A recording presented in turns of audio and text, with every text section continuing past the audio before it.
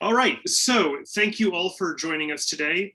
Today I will be taking you through episode 0 of my spaceflight history series called Taking Flight.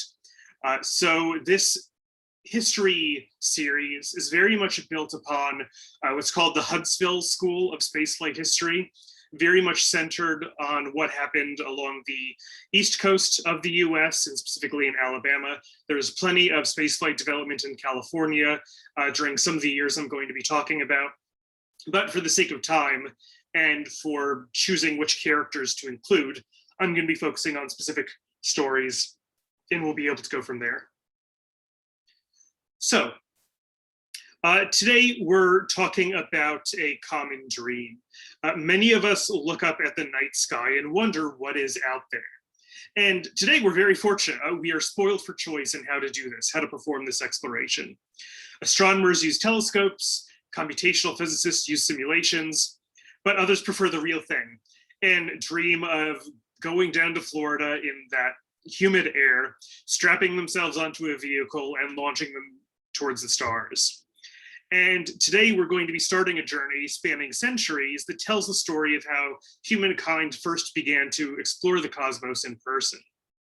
And to do this, we need to take a step back, way back, and examine the history of one of the critical inventions that was used in this story. And so we have to go all the way back to the 1200s. 1232 is what I found to be the first recorded use of gunpowder rockets during the Battle of Kaikang. And so the question is, what makes this really the first stepping stone in the history of rocketry?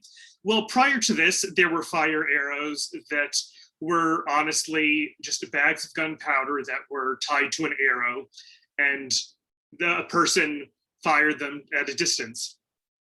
With these fire arrow designs, you can see an example of them here on the right. There is a small enclosed tube in which there would be solid fuel, gunpowder.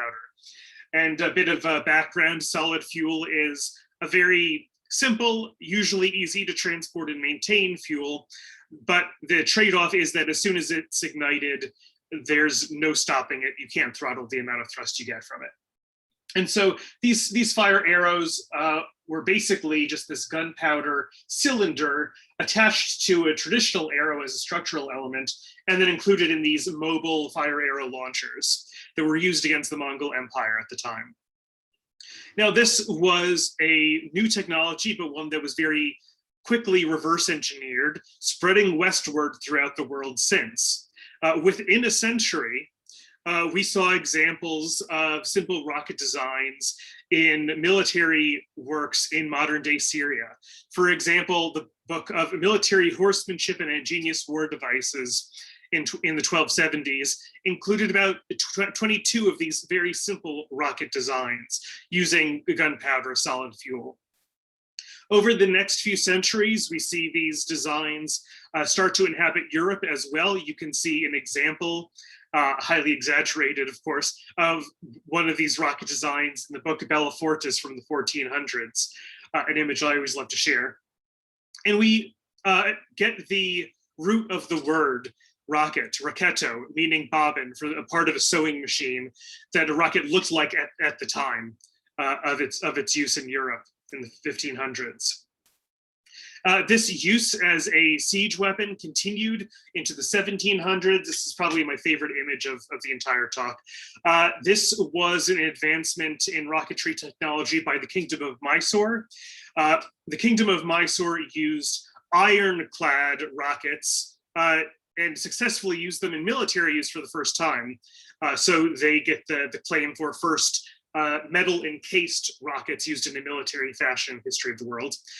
And the Mysoreans used them to defend themselves against the East India Company. To great effect. And there were testimonials that the regimented British troops at the time really had no idea how to counter this long-range weapon, which had a range of 2 miles, which was an incredible advancement from the few hundred yards that previous models had had. Now, when peace was brokered with the Kingdom of Mysore, this was an entire proxy war between the UK and France at the time. The UK, of course, appropriated this technology for upgrading their own designs, and these would become known as the Congreve rockets. You can see that the design is fairly similar to the Chinese fire arrows that I talked about from the 1200s, with the advancement being that the solid fuel casing is now in metal, and they come in various different sizes for your specific use. And for any of you who heard the American national anthem over the 4th of July weekend, well, you heard a reference to these. Congreve rockets were used against American forces at Fort McHenry during the War of 1812. This is the battle where Francis Scott Key got the inspiration for the line, "The rocket's red glare." Now, this short military history of the world provides very important context into how people viewed this invention for many centuries worth of time. And it was only until the 1800s that ideas started to change as to what these things could be used for. And that's because the 1800s were a period of immense transformation. It was the Industrial Revolution of the West. And part of that included the inspiration of artists to think of, well, all these new technologies are coming out, what can we use them for? One of the seminal pieces of inspiration from this time was a novel written by Jules Verne in 1865, From the Earth to the Moon. And I'll be referring back to this book in a few weeks when we cover Apollo. But what's important about this book is that he took a somewhat grounded look at how a trip to the moon could be done. He predicted that you would need a vessel being launched from low latitudes, specifically Florida in this case. The first lunar mission would be aboard a ship called the Columbiad and have 3 crew members. And the crew would return and land in the ocean after their trip. Now, he needed something to call this vessel, and no vocabulary really existed at the time to describe this. And so he invented a new word called the spaceship. And the spaceship, rather than being launched via rocket, it was launched via giant cannon, served as tremendous inspiration for people around the world. Although, to show that the more things change, the more things stay the same, it did end on a cliffhanger, and you needed to pay for the sequel to learn the fate of this noble crew. Also, during the 1800s, one of the most important figures of rocketry history was born. In Russia was Konstantin Tsiolkovsky. He was hard of hearing after the age of 10, thanks to scarlet fever. And due to this disability, he was refused admittance into Russian schools. So he effectively had to teach everything himself, made all the more difficult after losing his mother at the age of 13. So Tsiolkovsky spent a significant amount of time reading in libraries and came to the conclusion that if we pursued space travel and space settlement, humankind could achieve perfection and immortality. So he really came about this in a philosopher's kind of way, but backed it up with mathematics. And after 1896, wrote a prodigious amount of letters describing many of the components that he believed would be necessary for space travel. By the late 1800s, space being a vacuum was a somewhat known idea, thanks to both physics experiments in the 1800s, describing pressure, into balloon experiments. Space being a vacuum was an assumption that people could work from. And he had a profound amount of input on the things that would be needed for the future. Control thrusters to align yourself in a vacuum, airlocks between different components, space stations, multi-stage rockets, AKA if you have a rocket on top of a rocket, you could disconnect spent compartments as you were ascending to save mass. And most famously, he derived the rocket equation that is well used today. Slightly after Tsiolkovsky's writings, and very much independently in the US, there was another giant of rocketry by the name of Robert Goddard. He was instead inspired by the electrification of America and H.G. Wells's The War of the Worlds that had been published, I think, in the 1890s at the time. So right during his teenage years, he hit this inspiration for what he wanted to study. He researched both solid and liquid fueled rocketry at Clark University. The important distinction is that while I said solid fuel is safe to store and maintain, you don't have control over the throttle. Liquid is a lot more maintenance heavy. However, what you get is something throttleable. You can control how much is going into your combustion using liquids. His research was predominantly funded via private means from donations by various institutions.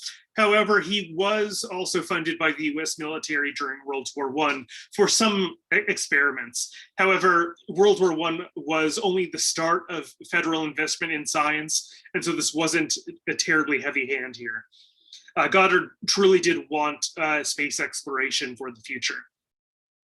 And after working on both solid and liquid fueled rockets for many years, he published a 69-page treatise on rocketry called A Method for Reaching Extreme Altitudes.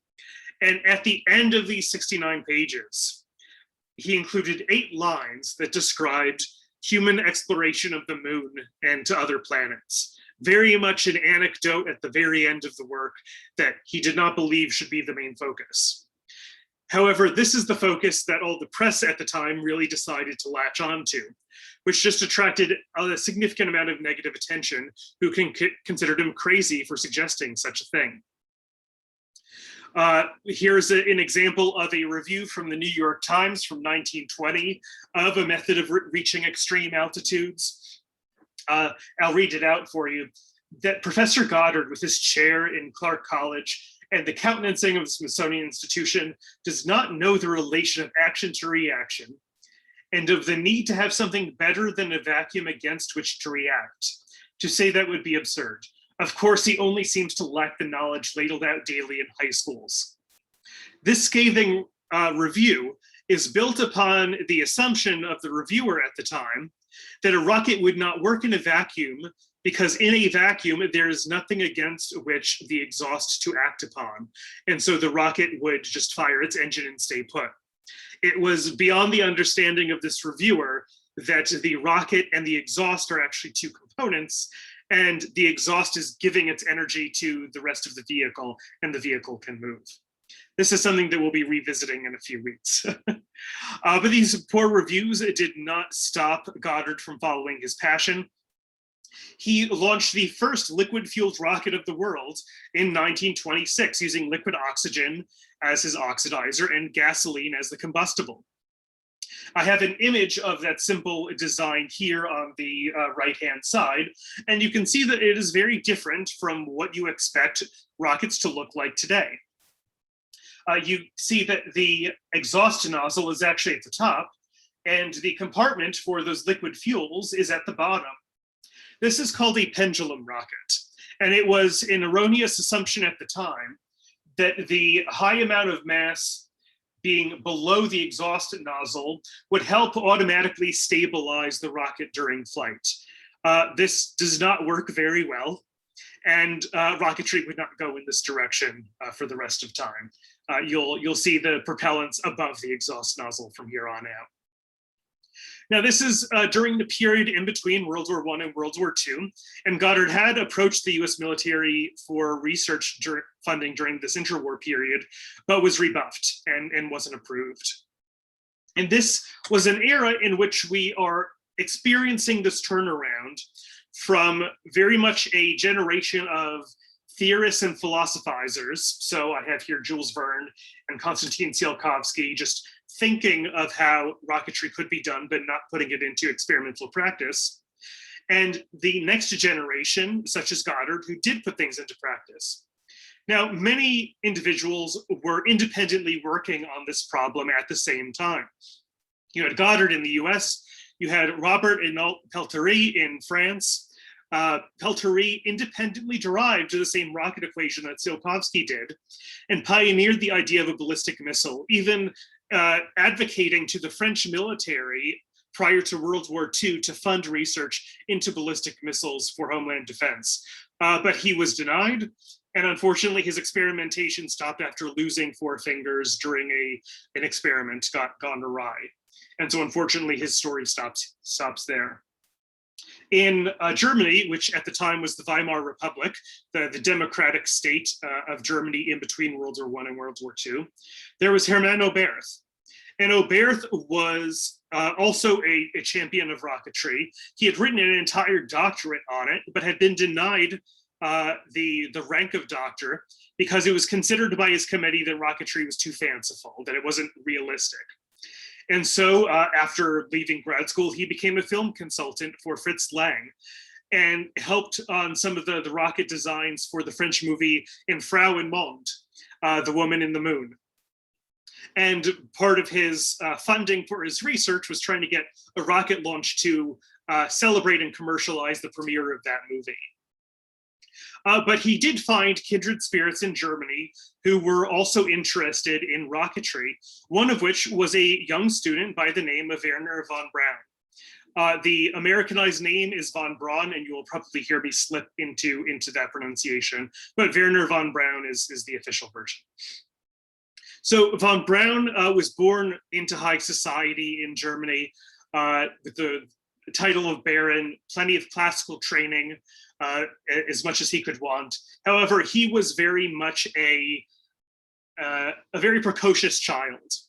He had been inspired by the rocket-powered race cars at the time to try and set a speed record by attaching fireworks to a wagon, and was arrested at the age of 12 for running this wagon through the town square. And so people went running and everything. And it wasn't until the year after that he found Hermann Oberth's book, inspired by his doctoral work, by Rocket into Interplanetary Space, that von Braun was inspired to really focus on math and science. He was truly inspired by this dream of space travel. And so he was able to work with his idol Oberth by joining the civilian interest group, the Society for Space Travel. I cannot pronounce German for the life of me, so I'm going to refer to the group as the VFR. And this was a civilian amateur rocketry group. And the VFR was able to experiment with rockets, pretty much only restricted by the amount of funding that it could get. Germany at the time was subject to the Treaty of Versailles, which limited a significant amount of weaponry research. However, again, at this time, rocketry was considered fanciful. How could anyone use this as a really serious weapon? Yes, it had been used as a basic siege weapon for centuries, but cannons could do a much better job anyway, so why bother? So rockets were exempt from the Treaty of Versailles terms.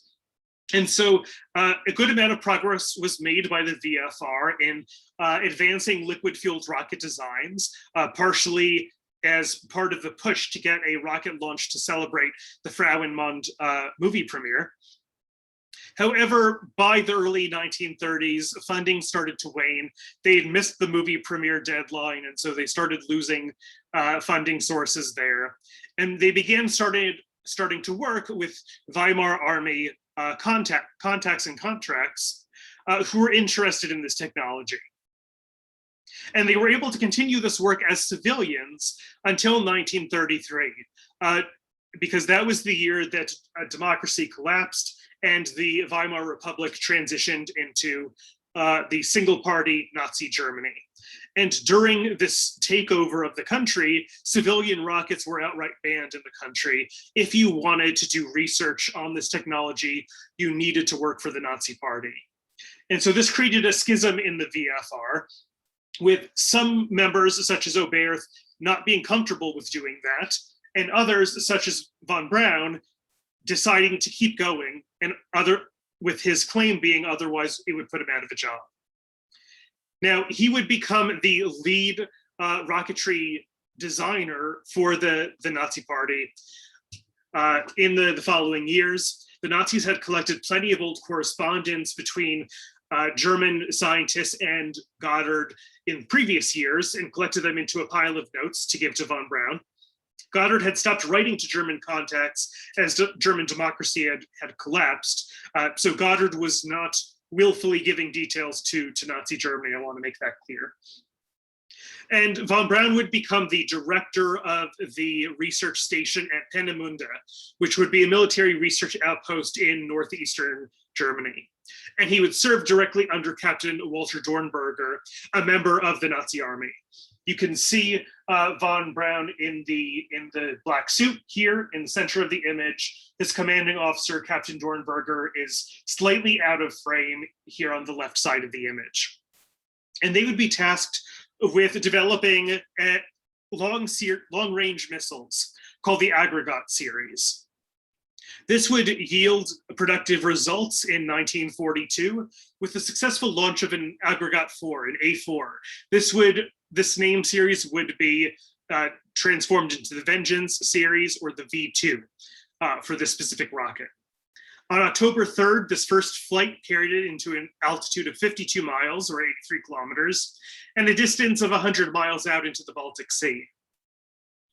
Now, this was during the beginning of World War II, and the Allies were not at all ignorant of the potential ramifications of this technology if it could work, if these weapons could strike England or any military bases with great accuracy. And so the Allied forces planned an assault on Peenemünde to destroy this research. This was called Operation Hydra. This was a force by the British Royal Air Force with 596 aircraft dropping over 1,800 tons of explosives on Peenemünde, that research station that I mentioned in northeast Germany. However, due to poor weather and poor targeting accuracy by the bombers, much of the high-profile targets, such as von Braun himself, who was woken up in the middle of the night by this bombing, survived. Most of the damage actually occurred with some of the test stands and also in the enslaved workers' camps surrounding the research station, in which an order of several hundred enslaved workers were killed. And British casualties were also high, losing 40 bombers in this strike. The V2 was delayed by several months and production moved to the Mittelwerk, which was a production center near the Mittelbau-Dora concentration camp in central Germany. Following this move in production location, further V2 advancements were made, becoming the first object to reach space, the 100-kilometer mark, on June 20th, 1944, a mere 2 weeks after D-Day. Now, these weapons were being produced by enslaved labor. And these were terrible conditions in which 20,000 people were killed through starvation, hangings, and work conditions. The production facilities were built into the side of a mountain. So this was these enslaved workers working on entirely dangerous materials and devices in an enclosed space, while also being treated extremely poorly. And all of this death was to make enough V2s to make 3,000 strikes during World War II, achieving 9,000 Allied casualties, a significant portion of which were civilian, thanks to the very poor accuracy of the V2s at the time. Now, von Braun very much knew of how these devices were being built. And so he has absolutely no way out of responsibility for these atrocities. And at the same time, his relationship with the Nazi Party was very much strained. It was either ambivalent or tense, depending on the year. While he claimed that he joined the Nazi Party in 1937 purely to keep a job and to keep his passion for rocketry alive, he did join the SS, the German paramilitary group responsible for much of the terror in Europe in 1940, after several personal requests by the head of the SS, Heinrich Himmler, as an attempt to assert control over the V2 project. Von Braun's resistance to joining the SS through these persistent requests built up this distrust in the establishment. And Himmler actually accused von Braun of treason in 1944, the second to last year of the war, in an effort to consolidate weapons development under his own loyalists. And it was only through Hitler explicitly ordering von Braun's release that he avoided execution. Now, the following year, even though he had just escaped execution by his own party, he had to escape from the advancing Red Army. By 1945, it was the closing days of Nazi Germany. You had the Western Allies coming in through Western Europe. You had the Red Army and the USSR coming in through the East, and were very close to taking Peenemünde. Von Braun and his team moved to continue work at the Mittelwerk, and this is where we know for certain that he knew exactly what sorts of atrocities were involved in the construction of the V2. Very shortly afterwards, von Braun and many of the other rocket scientists were ordered to a safe house in the Bavarian Alps to escape the advancing armies, with the hope that Nazi Germany could someday rise again with these experts. A very much foolish goal that would never have happened. But von Braun very much saw the writing on the wall and knew that, okay, if I stay here, I'm not going to survive this. And in a conversation with the rest of the rocket scientists, decided that, well, France will never trust us. The UK hates us because that's where many of the V2 strikes landed. The Soviets will kill us to death. The hatred against Nazi Germany was incredibly intense on the Soviet side, thanks to all the atrocities during Operation Barbarossa, which is a whole other story, which left the US as the most possible choice for von Braun to defect to. And von Braun wasn't the only one thinking this. At the time, in this closing few months of the war, the Allies were all thinking about how a post-war power structure would be organized. And grabbing these experts was very much part of those goals. So here comes in Operation Overcast, or Operation Paperclip, as it is more well known today. So the Nazi regime had compiled lists of politically cleared and sanctioned scientists during its time. Nazi Germany always kept lists of everything. And this list of important scientists was conveniently left on a toilet at Bonn University, which was captured by MI6, the British intelligence service, in 1945. And poring over this list, both the US and the UK identified von Braun as the name that they wanted, that they really wanted to capture before the Soviets, because it was the belief that the allied arrangement between the Western Allies and the Soviet Union would break down very, very quickly. And so in the middle of 1945, during the closing days of the Eastern Theater of World War II, a US Army service member was walking through a forest, and approaching him down the path was a German man on a bike wearing civilian clothes. And he stopped at a distance and said in broken English, "My name is Magnus von Braun. My brother invented the V2. We want to surrender." This request was immediately channeled up the chain of command with extreme speed, and the scientists had been spread out throughout the Bavarian Alps for safety. And so with this contact with the US Army, they were able to defect and were held captive by US and UK forces. At the time, US Colonel Toftoy would go through each of these scientists and interview them, offering one-year renewable contracts as prisoners of peace to the best scientists, who many of whom promptly accepted. They would effectively be exiled to an army research outpost in White Sands, New Mexico, out in the middle of nowhere, to continue work teaching the US how the V2s were built. This would total at about 124 rocket scientists, including von Braun, but did not include military personnel, such as von Braun's commanding officer, Walter Dornberger. He would be held for several years in the UK to be examined for war crimes. However, he would only be held for about 2 or 3 years before being released to work with the US Air Force on the X-15 and X-20 projects, which again is another story. So with World War II coming to an end, there is a new power structure that is going to determine how foreign relations work for the rest of the century. And here is a map of the German occupation zones as Nazi Germany was taken apart and deconstructed by the Allies.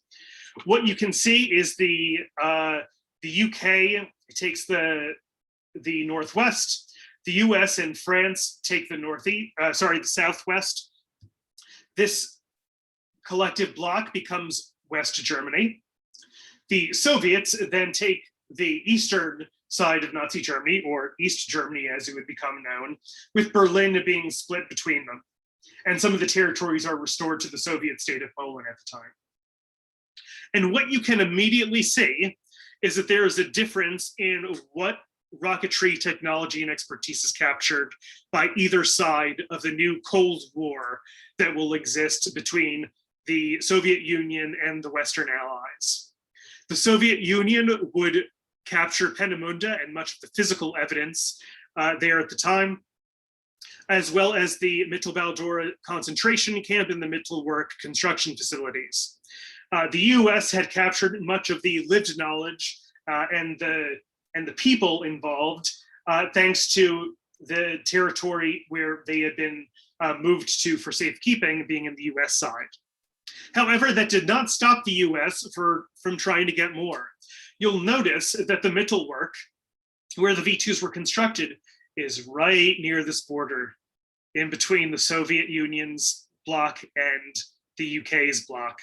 And so train loads of parts were shipped out of the Soviet bloc day after day prior to the Soviets getting legal control of the territory, up until 9:30 p.m. local time, 2.5 hours before the Soviet Union would have legal authority over those parts. Parts were being shipped out to the Western Allies to deny the Soviets those parts. And Stalin was, of course, furious.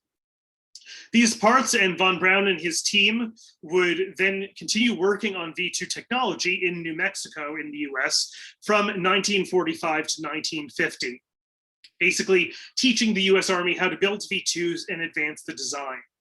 Here is a picture of a US rocket called the Bumper Whack, which is a very fun name.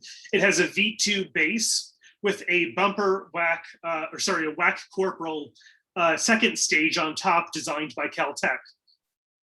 And these would successfully push a US liquid rocket development forward. With these successes, von Braun and his team would be reassigned to the US Army's base at Redstone Arsenal in Huntsville, Alabama, to continue development for bigger ICBMs, or intercontinental ballistic missiles. But during these times in New Mexico, some historic firsts were made. For example, on October 24th, 1946, is the first image of the Earth from space from one of these repurposed V2s launched from White Sands. So what you can see is an image of the Earth in the bottom right in space and the top left, looking over the empty deserts of New Mexico. Now, with von Braun's successes earning him the ability to go out in public and become part of the community out in Huntsville, Alabama, he began writing prolifically on the meaning of space travel and what it could mean for the future of the world.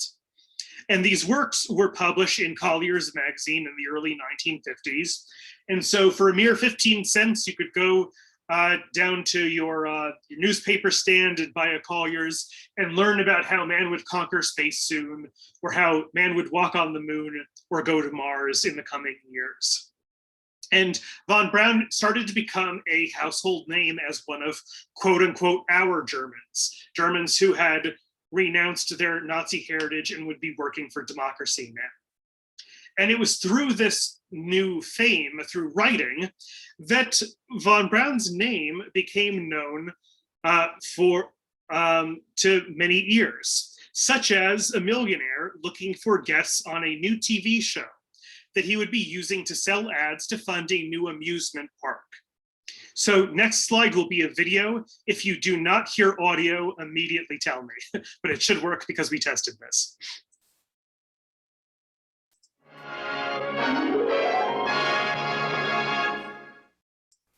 Here Here to introduce you to this new series is Walt Disney. In our modern world, everywhere we look, we see the influence science has upon our daily lives. Discoveries that were miracles a few short years ago are accepted as commonplace today. Many of the things that seem impossible now will become realities tomorrow. To help show you what is being done to solve these problems, we have called upon one of the foremost exponents of space travel, Dr. Wernher von Braun, who is at present the chief of the Guided Missile Division of the Army's Rocket Center at Redstone Arsenal. He was also overall director of the development of the original V-2 rocket. The training methods for future spaceflight and the special equipment needed for survival are much like those of present high-altitude flying. And the experiments we are making today are helping us to solve the more complex problems to come. And it was through this newfound fame in both print and visual media that space travel became a common dream shared across the nation in the 1950s. And this dream was shared by the scientific community as well. The scientific community planned an international geophysical year between 1957 and 1958 to take advantage of all the new technologies that had been developed over the course of the century to learn about geology, geophysics, and local space weather and the sun's effect on the Earth. Here I have the logo of the International Geophysical Year and some commemorative stamps of some of the member nations participating in this collective effort. For example, you can see stamps from Germany, from the USSR, and from the US. But what would be the United States' role in this collective exploration? Well, at the time, President Eisenhower was weighing options in what would be the best way for the US to join in this international partnership. At the time, the US was at a severe strategic disadvantage against the Soviet Union.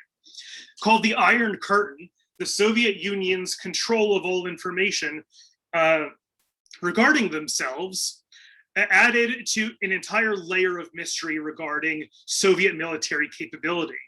While with the US, thanks to a much more open policy regarding information and open movement of citizens, well, if someone wanted to know the distribution of our military bases, that was significantly easier to figure out against the US versus against the Soviet Union, our maps of which were severely outdated from before World War II. So Eisenhower very much wanted an open skies policy.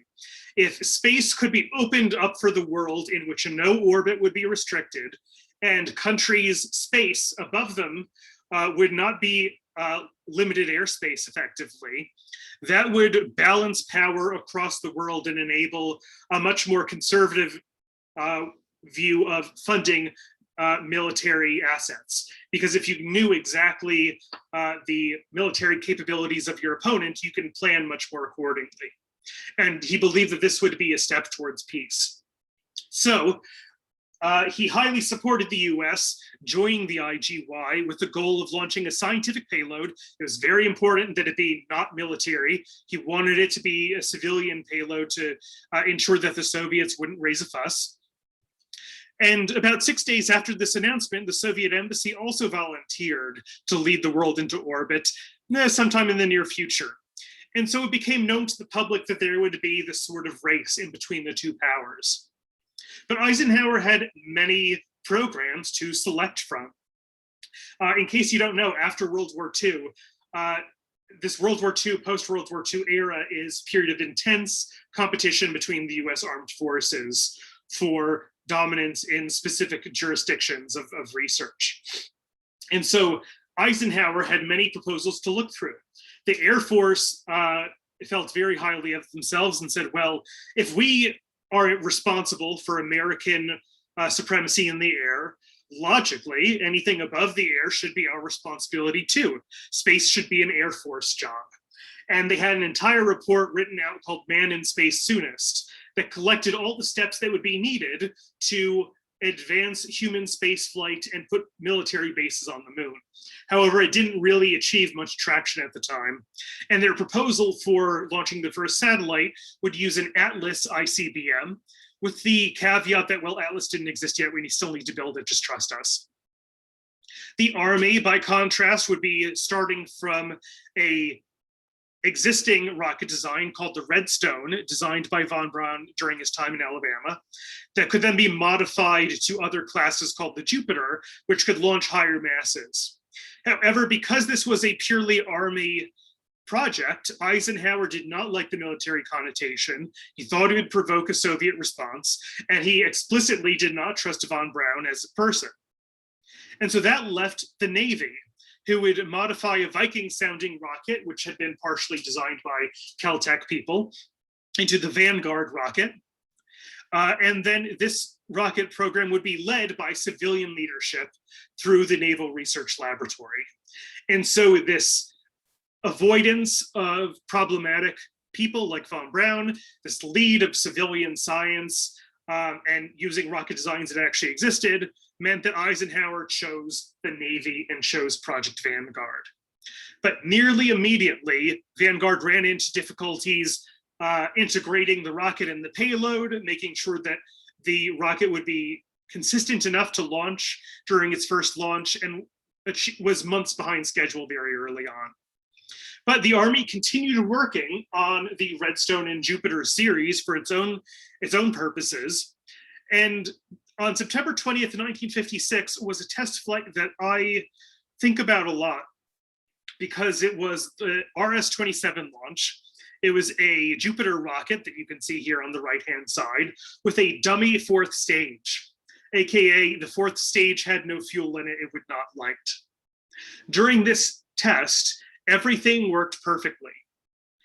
If the fourth stage had included the solid fuel that was intended for it, which had a high degree of success throughout its history, the US could have put a satellite into orbit in 1956 at this time. However, that was not in the cards, and Vanguard was to get the first launch to put a satellite into orbit.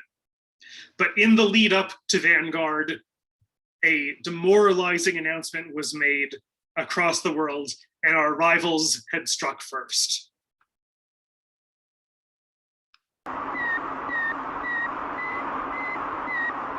CBS Television presents a special report on Sputnik 1, the Soviet space satellite.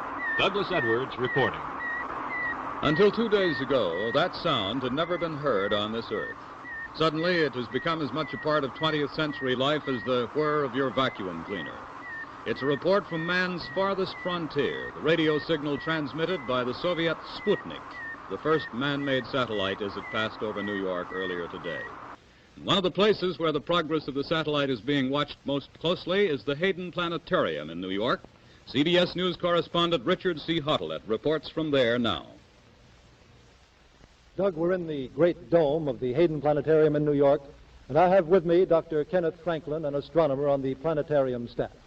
Dr. Franklin, can you tell us where the Sputnik is now and how it's moving? Right now it's north of Auckland, New Zealand, and moving southeast. It will be, in 10 minutes, about 1,500 miles north of Little America, and in about 24 minutes it will be over Santiago, Chile, and in about 50 minutes from now it will be over Spain. Well, it looks as though it'll be missing the United States on this trip. That's quite correct, it will. But it does come over here periodically, doesn't it? It comes over here at least twice a day and maybe more. Getting back to this track, is it possible that it is transmitting a code, not just a beep signal for radio listening? Yes, it's quite possible that it's transmitting a code, but we don't realize what the code is. So Sputnik 1 was a tremendous blow to US prestige. It was a relatively simple satellite. There's an image of it in the top right here. Only 2 feet wide. It had no scientific equipment, just a radio transmitter. Its silver finish made it 6th magnitude in the V band. So if you were out in the heartland of America, you could very well see it.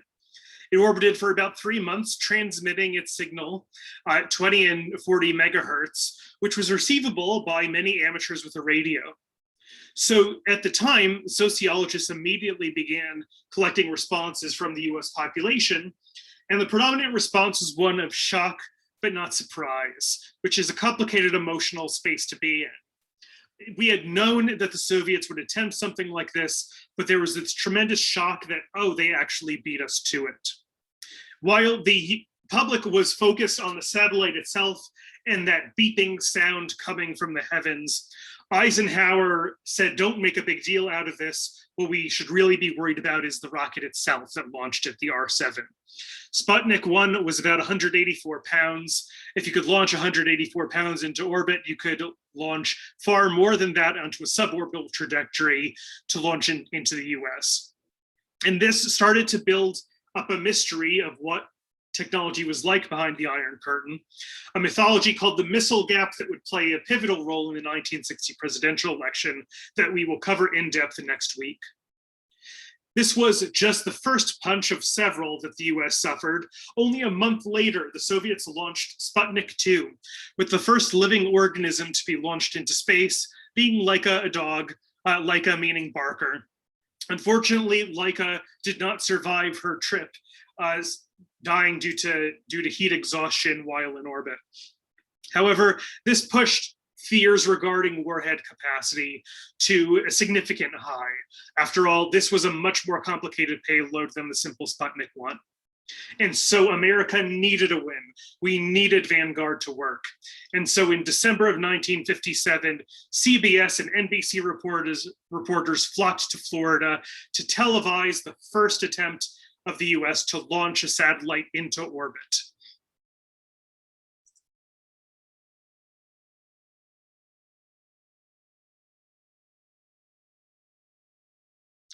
And so with ignition comes launch of the Vanguard rocket to an altitude of 1.2 meters.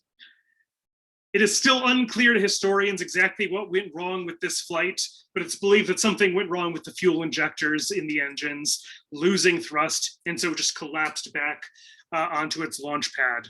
The satellite test vehicle 3 actually survived and is in the Smithsonian collection right now.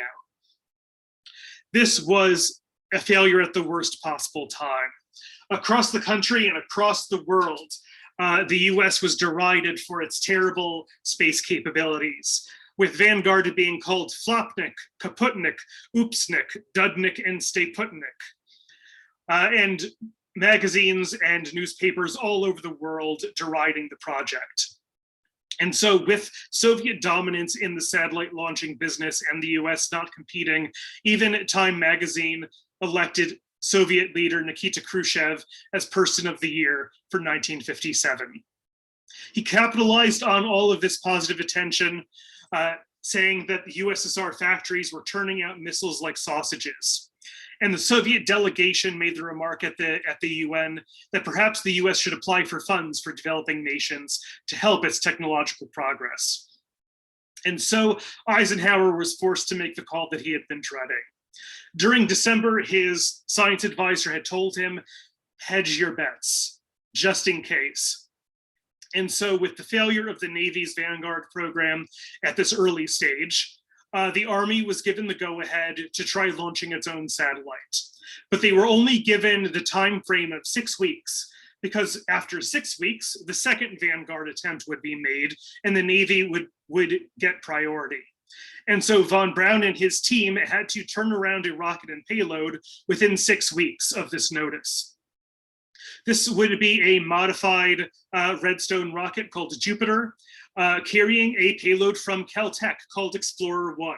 No mere radio transmitter, it would be filled with scientific instrumentation on the off chance that this launch actually worked.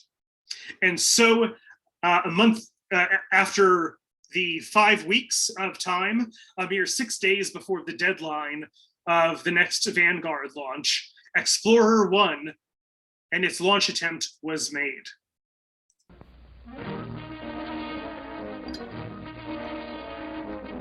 At Cape Canaveral, Florida, the Army's Jupiter C rocket is ready for America's second attempt to launch a space satellite.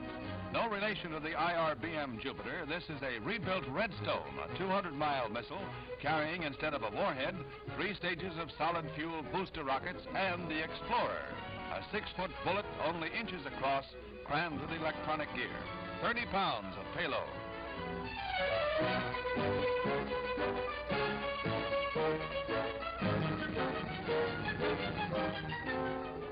close-up of the United States edition of Sputnik was made at a press conference with leaders of the scientific teams, Dr. Wernher von Braun, Dr. James Van Allen, and Dr. William Pickering. A three-way collaboration between private industry, academic science, and the military. Jupiter C stands poised on its launching pad. The hours-long countdown approaches zero, a moment of enormous tension, for every missile launching is still an experiment. Any one of tens of thousands of things can go wrong with catastrophic results. But all that can be done to assure perfection has been done. The moment is at hand. The countdown reaches zero.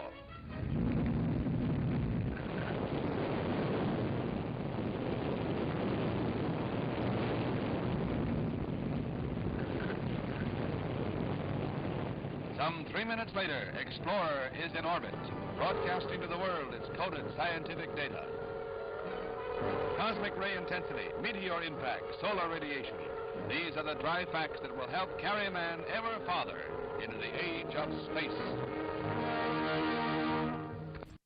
The success of Explorer 1 was a tremendous sigh of relief for all parties involved.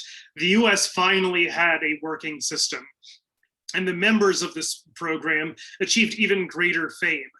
Explorer 1 would end up discovering belts of radiation surrounding the Earth to be named the Van Allen belts after the scientific lead of the mission. And von Braun himself would get much of the credit for the launch, such as this Time magazine expose on his life and the work on the Jupiter and Redstone series very shortly after the launch. And Van Allen himself would get a write-up the following year summarizing the scientific results. Von Braun said, "It makes us feel like we've paid back a part of our debt to this country," trying to ingratiate himself to the US population and try and smooth over his legacy in their eyes. But there had been so many programs to try and launch space, this could not be a feasible way to move forward. So how could we organize our efforts? In the closing months of 1957, Senate Majority Leader Lyndon B. Johnson worked with Legislative Reference Service Analyst Eileen Galloway to host a series of meetings and hearings to decide on what would be the routes forward for the nation in organizing space development. And they came to the conclusion that there were four choices: an entirely new government agency, hand everything over to the Atomic Energy Commission, hand everything over to the National Advisory Committee on Aeronautics, or hand everything over to the Department of Defense's Advanced Research Projects Agency. Eisenhower took the time to look through these recommendations, and on April 2nd, he spoke before Congress advocating for a combination of two of these solutions. NACA, the National Advisory Committee on Aeronautics, would be transformed into a new agency. And so after several months of mediation to hammer out the details, the NASA was announced, the National Aeronautics and Space Act. This act would organize a new federal agency under the executive branch with several mandates looking into the problems of flight within and without of Earth's atmosphere and for other purposes. It would be built to expand human knowledge, to improve the usefulness of space and any vehicles for space, the development of space vehicles for living organisms, believed to be the next giant step in space exploration and competition with the USSR. And that competition was part of this new agency's mandate, the preservation of the US as a leader. And finally, to appease the military who had really been hoping that the space race would be fought under the military's responsibility, any data developed during the civilian research carried out by this agency would be shared. And so the National Aeronautics and Space Act would join NACA and a cavalcade of 8,000 civilian and military lab personnel to be reorganized into the first civilian space agency. This agency would be a dream-given form. Its goal to compete peacefully with the US's rivals in space and coordinate the space-based R&D that would benefit citizens back home. This new agency would be called the National Aeronautics and Space Administration. Now, this new agency, this NASA, could NASA compete against the Soviets? Would humans even survive in space? And if so, who would be the first one? And would NASA even survive long enough to do any of these things, given the upcoming 1960 election cycle? Well, these are stories for another time. Thank you all very much for joining us today. This was episode 0, Taking Flight, and I hope to see you all next week. If you would like to know more, here's a selection of some of the most important books that I based this content around. And thank you very much for joining us. Thank you.